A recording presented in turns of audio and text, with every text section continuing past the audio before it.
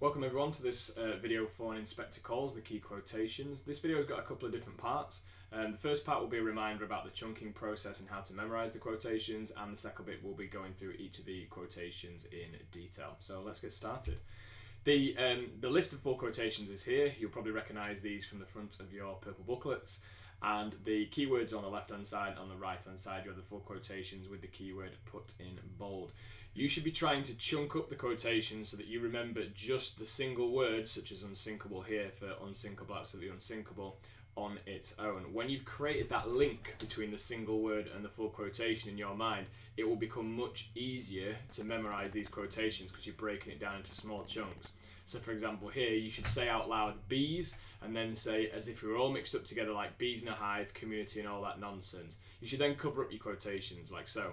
Bees, as if we're all mixed up together like bees in a hive, community and all that nonsense. You go back, you check, the same again, okay? Do the same with earth. Earth, it's better to ask for the earth than to take it. Cover it up. Earth, it's better to ask for the earth than to take it. Go back and check. Once you've done it for 2 or 3, then try and do those 2 or 3 together. So unsinkable, bees and earth. Unsinkable, unsinkable, absolutely unsinkable. Bees, as if we're all mixed up together like bees in a hive, community and all that nonsense. Earth, it's better to ask for the earth than to take it. Then go back and check those 3. When you do that, add another 2 or 3 or 4 to it. And then when you can do each of those 2 or 3 or 4, do all 6 of them together. Okay, so you might do a 3 chunk like this, a 3 chunk like this, and then this chunk there. And then add this group of 3 on, and then do all 9 like that. Okay? When you can do that, you are really going to be able to go into that exam with confidence, knowing that you know lots of different quotes for various different characters, and it helps you to tell the story, which is the most important thing when it comes to the EduCast literature exam. Okay, so I would make sure that you're comfortable with doing that. Obviously stop, pause the video, you've got the booklets as well, however you want to do it, but be comfortable in recalling those. The other tactic you want to be aware of when you're doing those is once you've got all of those keywords memorized, so all of these are in your mind, you then need a way of remembering those keywords, because those keywords themselves, you know, are a little bit too much to remember on their own. So you should chunk them up into groups. So take these first ones: unsinkable, bees, earth, cheap, rotten, sorry. Just change that slightly: unsinkable, bees, earth, cheap, rotten, sorries. That will be easy to remember because of the grammar between them. Okay, unsinkable could describe a bee. It doesn't make any sense, but grammatically it makes sense because that's an adjective and that's a noun. Okay, so try and remember that phrase, then do the same for these. Try and remember that phrase there, and then do the same for these, and try and remember that phrase there. And if you do, you've got the whole of the key quotations memorized in terms of 3 phrases. Okay, so that's that sort of chunking process is really, really vital. Okay, so let's go on to the actual quotations themselves. So the first one, unsinkable, absolutely unsinkable. We need to be talking about Mr. Burling and his arrogance at the start of the play. Now, on each of these slides, I've put some notes about, I would say, more formally, but the things that I will say verbally as well kind of complement that and go alongside. I won't just be repeating what I've put on the slides. So Mr. Burling's arrogance here is vital, because when we look at the idea of the Titanic being unsinkable, which obviously the audience know it's not unsinkable because of the dramatic irony that Priestley uses writing the play 33 years after it was set, it's to try and show his stupidity, his arrogance. And if Mr. Burling is stupid and arrogant, then the ideas associated with him are stupid and arrogant. And the writer is trying to turn people away from those ideas, so turn them away from capitalism and towards socialism, and make them kind of embrace the ideas of the inspector and of Priestley himself. Okay, as if you're all mixed up together like bees in a hive, community and all that nonsense. So again, this is Burling at the start, and he's insulting the idea of a community and people being mixed. He doesn't want a community and he doesn't want them mixed. Why? Because he's a capitalist. Okay, and this idea of him being a capitalist, it's about looking after number one. It's about looking after yourself. It's not about building a sense of community and fairness and equality, because other people should be trying to do the same for themselves. That's what he believes. So he believes in the idea of people being divided. So he uses the idea of bees because bees work together. You know, bees have one hive and they are all part of that. Now, by him insulting that, it makes it clear that he does not want to see people like Eva Smith and the other poor have any sense of equality. It's better to ask for the earth than to take it. So this is the inspector at the start, and he's reminding the Burlings that at least Eva Smith had the decency to ask for a pay increase. Mr. Burling obviously didn't give her it, but he's kind of implying that the rich steal from the poor all the time. He's implying that they steal their labour. He's implying that they exploit them, that they kind of take from them when they wouldn't allow the poor to take from them. So he's effectively calling them hypocrites as well. And so this is the idea, but it's about money, it's about exploitation, but it's also about the class system and the way that we are running society as well. Sheila says, but these girls aren't cheap labour, they're people. So she's trying to say that the poor, like Eva Smith, are not just a tool or a resource to be used, that they are people with feelings. She humanises them, she humanises their suffering. She doesn't want them to be just dumped and used and forgotten about. She's saying that these are real people with real feelings and real stories, and therefore we need to care about them. I felt rotten about a time and now I feel a lot worse. So again, that's Sheila. This is about regret. This is about her changing fairly quickly. Obviously her father didn't take any responsibility, didn't see it as his fault and didn't change, whereas Sheila changes quite quickly. Within a few pages she goes from being a young naive girl who's wrapped up in her own rich bubble to someone who's actually regretting her actions, beginning to take responsibility and thinking about others rather than just herself. I know I'm to blame and I'm desperately sorry. Again, Sheila is now taking ownership of her actions, and rather than actually trying to put up a barrier and trying to defend what she did, she's embracing the idea of change. So she's not resisting, she's becoming more responsible, she's becoming more community minded and community focused, thinking about those less fortunate than herself. So at this point I would also make a comparison between her reaction and that of her father, but also her mother as well, and in the way that she was very cold, and Sheila is immediately quite warm and embracing of others, and really regretful that she was initially so cold and so harsh in turning them away. And Priest is trying to say that we can all learn this lesson, we can all be like a Sheila and all be better people. So then the inspector talks about making an impression on the younger ones. So this is about the generation gap, this is about socialism, this is about people becoming better.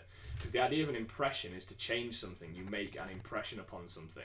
So the inspector is making an impression on the young because he's changing them. He's changing them from being selfish capitalists like their parents to being young, optimistic, community-minded socialists, people who look out for each other, look out for the less fortunate and care for them and want to build a better world, basically.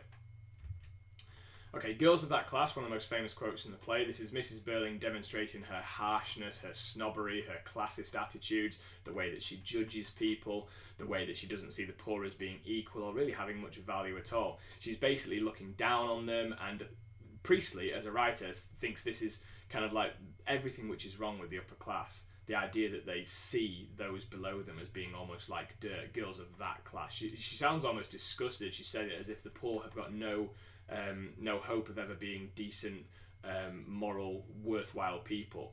And so to judge someone based upon their social background and their wealth is something Priestley would absolutely have hated, and therefore he makes Mrs. Burling, probably his most despicable and unlikable character, embody this horrible attitude. I didn't feel about her as she felt about me. This is Gerald, and he's talking about how when he was seeing Eva Smith, or Daisy Renton as he knew her, that he didn't really love her or anything like that, or if he did, he didn't love her that much, and therefore he's kind of taking advantage of her. He's exploiting her, and you have to think to yourself: is Gerald the only rich guy who's ever exploited someone in the working class? No. And so it's this idea that the rich are constantly, whether it's in a personal situation or whether it's through work, the idea of exploitation runs throughout society. I didn't like her manner. She impertinently made use of our name. Is Mrs. Burling again demonstrating her snobbery and almost her pride as well. Her pride has been offended, and so she judges people based upon their social manners, their behaviour, their decorum and the way they treat people. And that meant that she couldn't see past that. She couldn't actually realise that this girl really needed help. I did nothing I'm ashamed of. And so this, again, is Mrs. Burling basically defending her actions, being really cold, being really harsh, saying, this is not my fault, I would still do it again. And so despite the fact she's been confronted with the girl's death, she's still denying any sense of responsibility. So it goes back to that key word, responsibility, that's always in the play. And the writer believes that we've all got to take responsibility, so to make her so dismissive of it, we're supposed to really dislike her at this point. I blame the young man, he ought to be dealt with very severely. Again, Mrs. Burling is now accidentally dropping her own son in it, Eric. She's putting the blame onto him unknowingly because she thinks that will shift the blame off herself. But obviously she doesn't realise that she's blaming her family, and she wouldn't do that if she knew, because she's selfish and she doesn't care unless things affect herself or those very close to her. Otherwise everyone else doesn't really matter. So she's really hypocritical here, and she obviously really regrets saying this when she realises that she's blamed her own son and claimed for him to be publicly shamed when the whole family wants to keep this very much quiet and behind closed doors. No hushing up, eh? This is the inspector kind of enjoying Mrs. Burling dropping her own son in it and enjoying the fact that, you know, she's blaming him. He basically understands that she's bringing very, very much negative attention upon the family, and therefore it's kind of like an "I told you so" moment, really. She doesn't realise what she's doing, and he's enjoying the knowledge and almost the power that he has over her, because this is not a situation that these rich people have found themselves in, where, you know, where people have power over them. You're not the kind of father a chap can go to when he's in trouble. This is Eric looking to his father and basically summing up their father-son relationship. There is a divide. There's always been a divide. Mr. Burling grew up having to make his money, being a self-made man, as he's described at the start. And I think he's kind of like resentful of the fact that his success means his own son has not had to work in the same way that he has. He calls it a public school and varsity life, I think the quotation is. And so he doesn't have that same connection with his son because they've come from very different backgrounds, and he thinks that his son's got it too easy. And therefore Eric doesn't feel loved, he doesn't feel trusted, he doesn't feel valued, and so there's very much a split and a divide in their father-son relationship, which only widens as the play goes on, as Eric becomes socialist and Mr. Burling stays capitalist. Millions and millions and millions of John Smiths and Eva Smiths still left with us. So this is the inspector delivering his final speech. This is the most important part of the play. Do remember that everything the inspector says is pretty much aligned with Priestley's beliefs.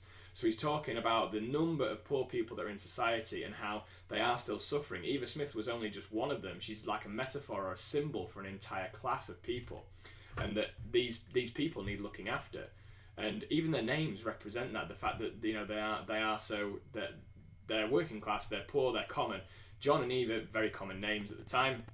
Smith, the most common name in the country. Even the word Smith comes from the idea of being a worker. So they're very much supposed to symbolise the working class, and that there's millions of them and a small elite above them. But these millions of poor people need helping. They are still left with us, the idea of a sense of community and responsibility. We have to look after them. They're not just elsewhere, they are part of us, they are part of our society.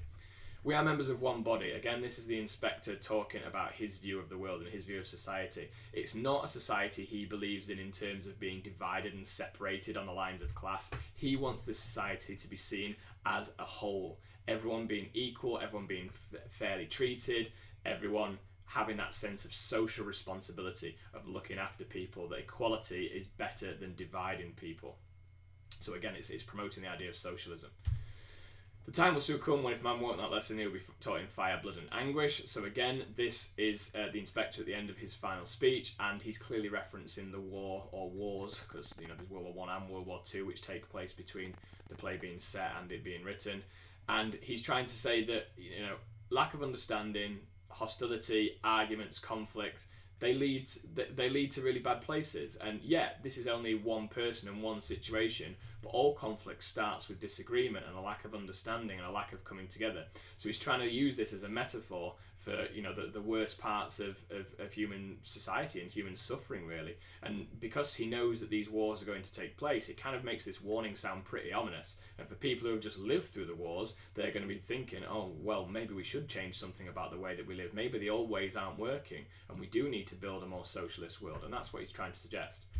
You're beginning to pretend as if nothing's really happened at all. This is Sheila at the end, who's basically looking at her parents and is shocked by their lack of change, their lack of responsibility, their lack of action.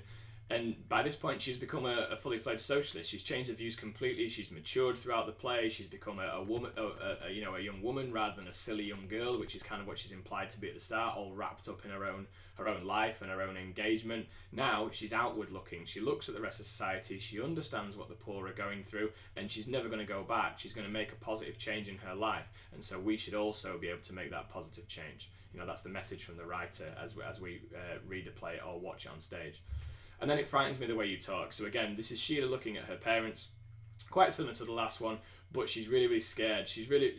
The generation gap is now coming through. There's a real clear divide between her and Eric, the younger Burlings, who have now copied the inspector, copied the ideas of Priestley and become socialist, and her older parents, Mr. and Mrs. Burling, whose actions really do shock her, and she's quite appalled by them. And so Priestley is trying to suggest that maybe if we do become more socialist, more caring, more responsible, we'll look back and we'll be shocked about how badly we treated people, and we'll never want to go back. He wants us to see that we all need to be responsible to each other, to use that key word again. So that's the end of this video that takes you through the key quotations in an inspector calls. So obviously go back through, make your own notes and understanding, try and practice writing them up, go back to the beginning of the video and chunk up the quotations, try and memorize them, and then use this as a revision tool as we head towards the exams. Thank you.